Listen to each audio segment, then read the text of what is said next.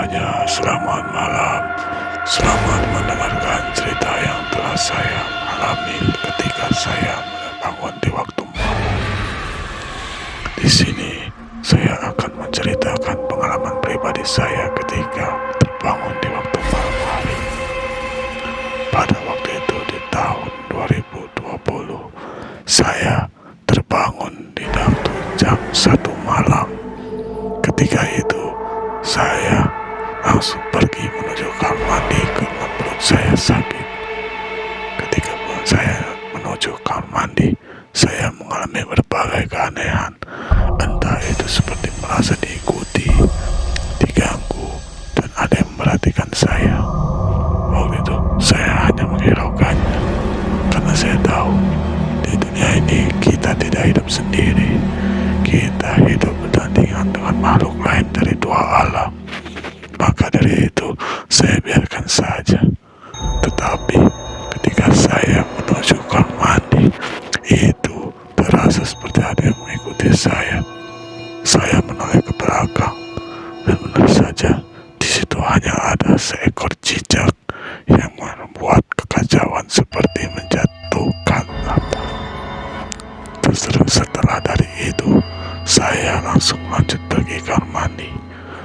Pas ketika di kamar mandi itu cuacanya sedang hujan. Dan kondisi kamar mandi saya adalah di luar rumah. Saya berusaha untuk tenang ketika malam itu dikarenakan kondisi hujan dan di tempat alam terbuka saya untuk melakukan buang hajat. Saya waktu itu hanya mengalami sedikit gangguan seperti diperhatikan dan juga merasa saya diawasi dari kejauhan. Ketika saya mengalami hal-hal yang tidak menyenangkan seperti itu, tapi tidak membuat saya gentar. Saya tenang dan saya mencoba memahami situasi. Ketika saya selesai berak, itu terjadi hal yang sangat mengerikan. Saya melihat ada sebuah bayangan di dekat pohon, yang dimana pohon itu pohon yang memiliki tumbuh yang besar. Itu nampak seperti pohon beringin. Saya mendekati pohon tersebut dan bayangannya pun menghilang. Ketika bayangan itu menghilang, saya mencoba menghiraukannya. Saya langsung lanjut balik ke dalam rumah untuk istirahat kembali. Ketika saya sudah sampai di dalam rumah, bayangan itu sudah menunggu di dalam rumah. Tidak sendiri, bayangan itu ada 5. Itu sangat menyeramkan. Saya langsung panik dan saya memutar balik. Ketika saya putar balik, itu bayangan semakin mendekati saya dan saya mencoba untuk mengucapkan kalimat-kalimat syahadat. Saya berdoa ayat kursi, namun tetap saja bayangan itu tidak bisa menghilang. Sampai akhirnya saya mencoba untuk menjadi malu. Di saat itu terdengar suara seperti itu di telinga saya, dan saya mencoba untuk makin tenang lagi, namun suara itu semakin besar. Seperti ini suaranya.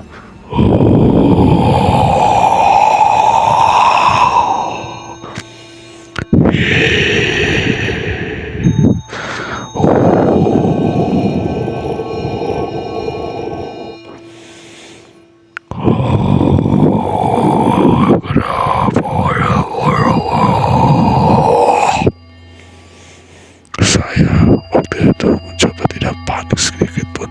Saya melawan dan saya berkata, "Hei kalian, siapapun itu, tunjukkan diri kalian.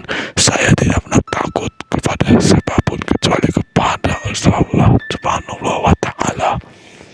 Di saat itulah hantu itu semakin menjadi-jadi dan menunjukkan dirinya dengan suara yang semakin mengerikan, yaitu seperti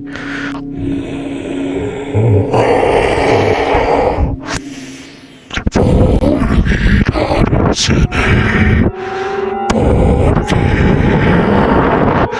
ini bukan daerahmu, kau tidak boleh berada di sini, ini rumah kami, ini rumah kami, ini tempat kami, kami tak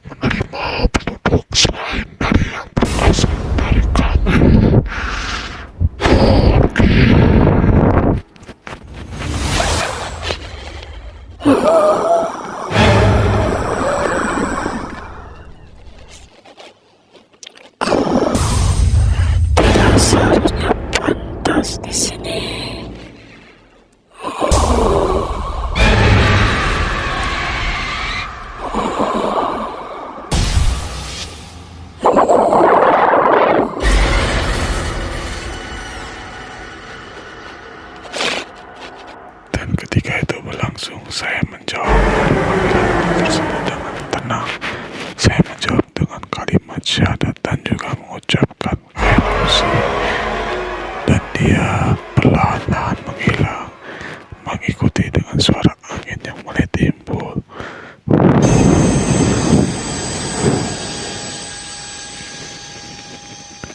Dan ketika suara itu menghilang, saya langsung mengucapkan alhamdulillah dan berterima kasih kepada Allah Subhanahu wa Ta'ala telah melindungi saya dari godaan dan juga gangguan dari syaitan. Untuk itu, ketika kita keluar malam, kita harus izin, harus memiliki sopan santun. Waktu itu saya keluar malam-malam, saya tinggal di daerah juga yang masih di daerah hutan. Waktu itu saya keluar malam-malam, saya tidak mengucapkan sepatah dua kata ketika pergi ke kamar mandi tersebut. Saya hanya diam, karena ketika saya ceritakan ini kepada orang tua saya, mereka bilang, "Nah, di sana memanglah daerah perawan-perawan tuh. Mereka ingin kita hormati. Kita harus menghormati mereka karena mereka juga penduduk asli di sini. Bukan berarti kita percaya pada tahayul, tapi kita harus percaya pada satu hal, nah, yaitu kita hidup berdampingan dengan mereka yang ada di alam lain. Kita sesama makhluk ciptaannya harus saling menghormati, entah itu apapun. Kita ingin dihormati, apalagi dengan syaitan. Mereka adalah sosok yang paling sangat tidak menghargai, tidak pernah merasa puas, dan selalu dilaknat oleh Allah. Mereka selalu minta ampun kepada Allah, tetapi tidak ada balasan setelah untuk mengampuni mereka. Mereka sangat ingin bertobat. Mereka menyesal tidak mengikuti untuk Muhammad. Mereka menyesal seumur hidup mereka.